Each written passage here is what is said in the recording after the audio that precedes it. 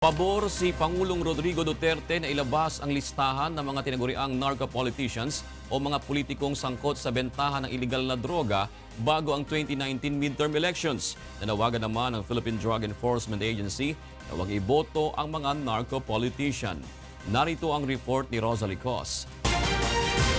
Pabor si Pangulong Rodrigo Duterte na ilabas ang listahan ng mga politiko o opisyal ng gobyernong sangkot sa operasyon ng iligal na droga bago ang 2019 midterm elections. Gayunman, ipinauubaya na niya ito sa Department of the Interior and Local Government. You would release the narco list? Yes. Okay. It's up to on you to decide on that. I do not interfere in his job. Ayon naman sa Malacanang, kailangang i-validate muna ang listahan ng narco-politicians kung ilalabas ito. Pero ang Philippine National Police, wala umanong ilalabas na narco list. Ayon kay PNP Chief Police Director General Oscar Albayalde, taga-validate lamang sila ng mga listahan. Bahala na anya ang Pangulo at ang Philippine Drug Enforcement Agency o PDEA na maglabas nito. Tayo pag-validate lang, pero we do not maintain the list of narco-politicians. What we have is yung aming list of yung counterintelligence watch list namin involving our personnel at of course yung mga non-uniform personnel namin. Ayon pa kay Albayalde, nagsasagawa sila ng case build-up sa mga nasa narco list kaya't hindi nila trabaho na ilabas ang pangalan ng mga ito. Nanawagan naman si PDEA Director General Aaron Aquino na huwag iboboto ang mga politikong sangkot sa iligal na droga. Wala anyang ibang panggagalingan ng perang ipinamumudmud ng mga ito tuwing halalan kundi ang iligal na droga. Dati na ring sinabi ni Aquino na 83 politiko pa ang nasa narco list ni Pangulong Duterte. Rosalie Cos, UNTV News and Rescue, Malacanang. Pabor si Pangulong Rodrigo Duterte na tanggalan ng scholarship ang mga estudyanteng mapapatunayang kasapi at supporter ng mga rebeldeng grupo. Narito ang report ni Rosalie Cos. Hindi sapat na dahilan ng pagiging miyembro ng isang leftist group o pagsali sa mga anti-government protest upang tanggalan ng scholarship ang isang scholar ng bayan. Ito ang reaksyon ng pamahalaan sa mungkahi ni National Youth Commission o NYC Chairman Ronald Cardema kay Pangulong Rodrigo Duterte na maglabas ng kautusan upang alisan ng government scholarships ang mga estudyanteng kumakalaban sa pamahalaan. Kung sinususpetsahan lang natin, hindi naman po pwede. Kailangan meron tayong ebidensya ng mga parte nga sila ng mga grupo na laban sa gobyerno. Kung sila ay sumasama lang sa mga rally, that's right. That's a right. That's freedom of expression and freedom of assembly. Dagdag pa ng palasyo, ayon sa isinasaad sa batas, kinakailangang may matibay na ebidensya laban sa isang individual kung sangkot ito sa pagpaplanong pabagsakin ng gobyerno o bahagi ng armadong pakikibaka at rebelyon. Ibang usapin na rin kung sila'y kasabwat sa paghahasik ng kaguluhan o karahasan. Ayon naman kay Pangulong Duterte, bukod sa revocation ng scholarship, aarestuhin niya rin ang mga sumusuporta sa rebeldeng New People's Army at kabilang sa nagpapabagsak ng gobyerno. And when the time comes, I will arrest all of them and they will lose everything that government has offered them.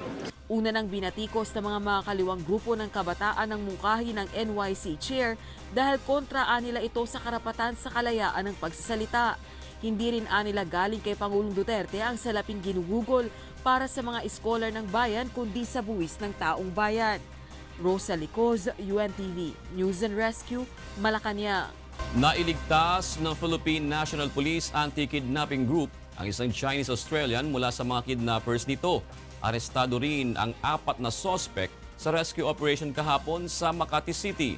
Mula sa Camp Crame, nasa linya ng telepono si Leia Ilagan para sa detalye ng balita. Magandang tanghali, Leia. Magandang tanghali sa iyo, June. Nasa gitna ng PNP Anti-Kidnapping Group ang isang Chinese-Australian matapos kidnapin ng 4 na Chinese sa Barangay San Antonio, Makati City. Ayon kay PNP Anti-Kidnapping Group Director, Police Chief Superintendent Glenn Dumlao, unang humingi ng tulong sa kanilang Australian Police sa pagkawala ng biktimang si Shen Jianting na dumating sa Pilipinas noong February 17 ngunit nawala kinabukasan. Sinabi ni Dumlao, kinidnap si Shen ang 4 na Chinese national matapos na hindi ito makapagbayad sa utang. Nagpapadala pa niya ng larawan na nakaposas ang mga kidnappers sa pamilya ni Shen at tinakot pa silang puputulin ang daliri nito kung hindi makababayad ng 1 milyong pisong ransom. Ani ni Dumlao, ang kaso ni Shen ay isang halimbawa ng mga Chinese na hinihilikayat ng mga loan shark syndicate na magbakasyon sa Pilipinas. Sinasagot niya ng mga itong hotel accommodation at pauutangin pa ng perang pangsugal. Kapag natalo at hindi nakabayad, saka kikidnapin at hihingi ng ransom sa mga kamag-anak ng biktima. Sa rescue operation kahapon, naaresto ang 4 na suspect na sasampahan ng reklamong kidnapping with ransom. Balik sa June. Maraming salamat, Leia Ilagan. Nananawagan ang Butuan City Police Office sa ilang tumatakbong politiko at pulis na isuko na sa lalong madaling panahon ang kanilang mga baril na expired o walang lisensya kaugnay sa ipinatutupad na election gun ban. Mula naman sa Butuan City, narito ang report ni Raymond Octubre live.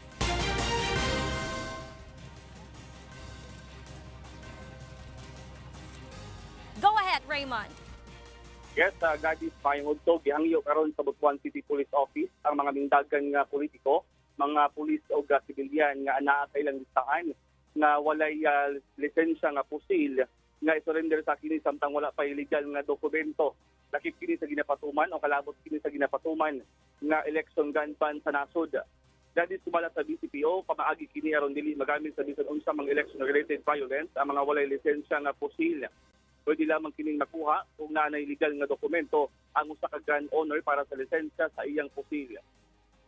Responsibilidad natin bilang gun holders na i-turn in yung mga loose firearm natin. Pupunta lang sila sa mga pinakamalapit na police station. Sa record sa BCPO, pipila sa ilang gidabantayan nga loose firearms mao ang taas nga kalibre sa pusil nga delikado kaayo kung gamiton sa pagpanggubot. Matod pa sa BCPO, napadalahan na og notice ang pipila sa mga nasa listahan para i-surrender sa labing haduol nga panahon ang ilang loose firearms.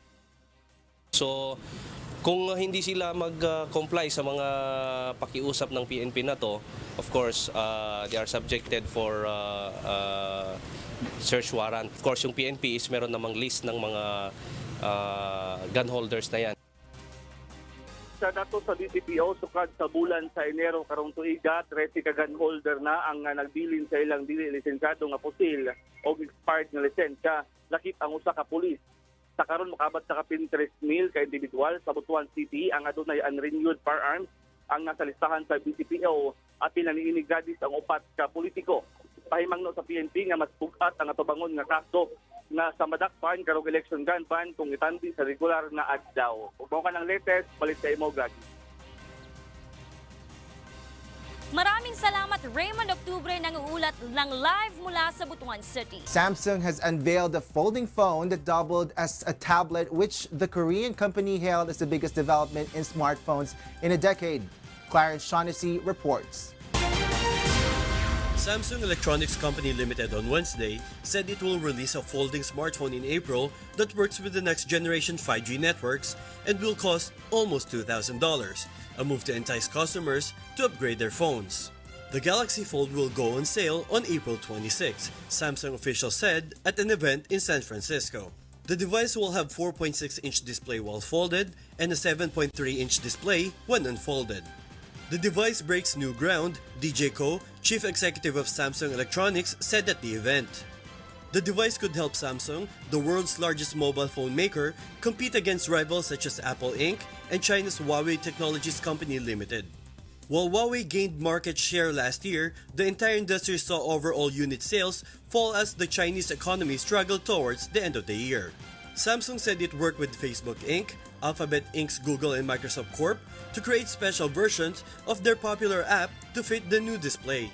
For example, the Galaxy Folding Phone has feature to let the users dive into a Facebook post by unfolding the phone. Samsung said it had developed new manufacturing processes for the phone's hinge and flexible display to tolerate opening and closing hundreds of thousands of times. Along with the folding phone, Samsung also added new cameras and a 5G version to its Galaxy series of phones. Verizon Communications Inc. will be the first carrier to offer service for Samsung's 5G phones. The networks are expected to be 10 times faster than the current ones, improving viewing of live news and sports events. Clarence Shaughnessy, UNTV News and Rescue, New York, USA. Pinagbabaril ng 2 suspect hanggang sa mapatay ang barangay chairman sa Lumban, Laguna kahapon. Narito ang ulat ni Sherwin Kulubong. Patay ang kasalukuyang barangay chairman ng Maytalang 1 sa Lumban, Laguna matapos tambangan ng 2 lalaki na sakay ng motorsiklo kahapon. Nagtamo ng tama ng bala ng baril sa dibdib ang biktima na si Chairman Ramir Evangelista. Ayon sa inisyal investigasyon ng Lumban Police, pauwi na sa kanilang bahay ang biktima galing sa bayan ng pagbabarili ng mga suspect na pawang nakasuot ng helmet. Agad naman tumakas ang mga salarin gamit ang motorsiklo na walang plaka. Sa mga lugar po kasi na yun, maraming drugs sa lugar niya. Titingnan nga mga natin kung may mga nakaaway siya o may mga nakalaban siyang mga grupo ng nagtahan ng illegal na droga. Nananawagan naman ng hustisya sa mga otoridad ang mga kaanak ng biktima. Sa ngayon, patuloy ang isinasagawang investigasyon ng mga otoridad sa tunay na motibo at kung sino ang posibleng may kagagawan ng krimen.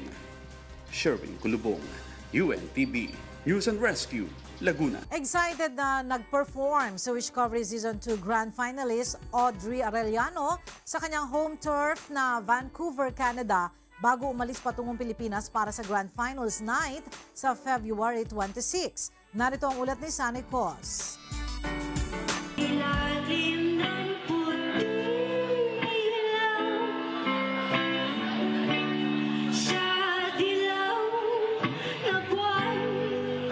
Full house na naging home concert ni Wiscovery Grand Finalist Audrey Arellano sa kanyang tinatawag na home turf sa Vancouver, Canada.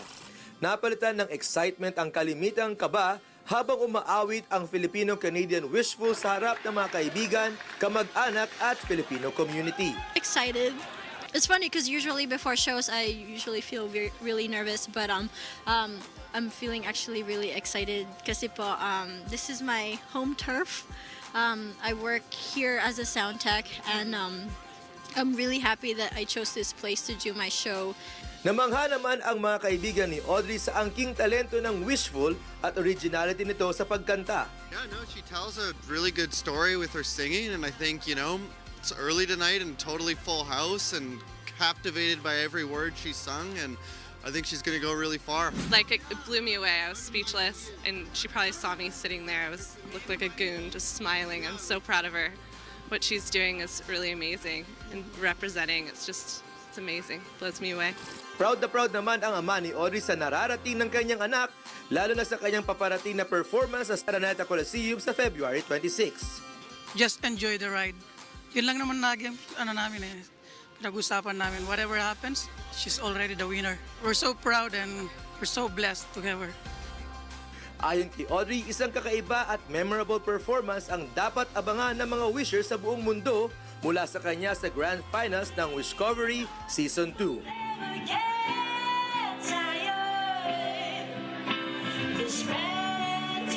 Sonicas, UNTV News and Rescue, USA. Nagpatikim ng kanya-kanyang performance ang 8 Wiscoveries bago ang inaabangang Grand Finals Night ng Wiscovery Season 2, The Singer and the Song. Narito ang report ni Asher Cadapan Jr.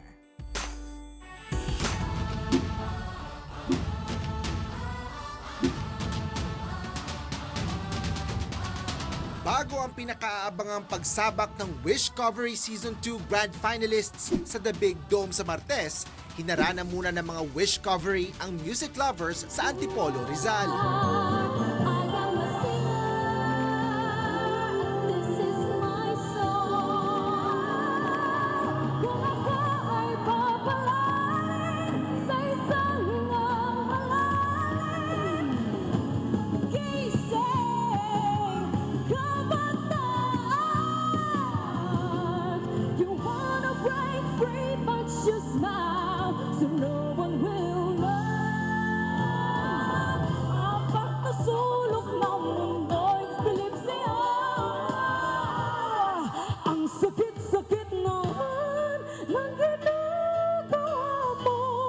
Kwadrado, nagtitingin ang buong gabi. Magharap ngunit di mag-abot ang mga kamay sa'yo.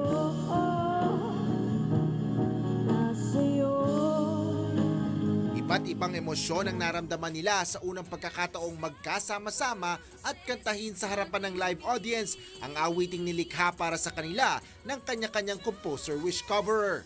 Actually, nakakakaba po na kantahin ko siya first time ng live po. Pero at the same time, sobrang saya po. Sobrang nakakatuwa kasi ang gagaling po lahat ng composers na kasali po ngayon sa Wish Covery Season 2. Nakaka-surprise po dahil yung mga activity ganito is hindi po namin in-expect.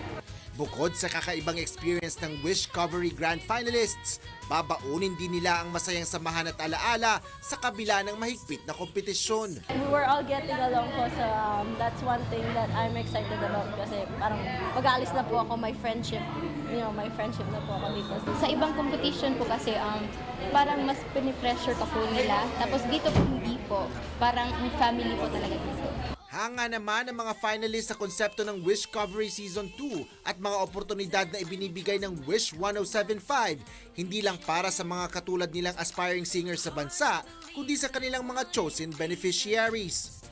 Wish Covery Season 2 is probably one of the smartest concepts made. Kuya Daniel is very smart. Grabe yung concept na ginawa niya. Na-joinan ko po. Ito kasi may charity component. So, ngayon pa lang po, panalo na po kami kasi makakapagbigay na po kami dun sa chosen beneficiary po. Wish come true naman para sa 8 Wish Coveries ang kanilang pagtatanghal sa isang napakalaking venue. Sobrang excited kasi hindi ko po inasahan na makakanta po ako sa Araneta. Ay, sobrang happy. Grabe yung pressure talaga kasi Araneta na yun eh. Napakalaking stage na kakantahan ko na never in my entire life po na in-expect ko pong mangyari lahat. Kasi po, it's just a dream lang po nag-grant po ng wish. Ang Wish Covery Season 2, The Singer and the Song Finals Night ay gaganapin sa Araneta Coliseum sa February 26. Asher Cadapan Jr., UNTV News and Rescue, Philippines. Dramatic video out of Peru shows people crawling out of the window of a white pickup truck as it sinks in flood water. Local media reported a family was in the truck when it was overcome by flood water and that everyone inside escaped with the help of people who happened to be in the area at the time. More than 12 hours of torrential rains have caused severe flooding in the large swaths of the South American country, with mudslides drowning bridges and blocking roadways. Peru's Tsunami Weather Service has said heavy rains will continue to pound parts of Brazil through Saturday, February 23.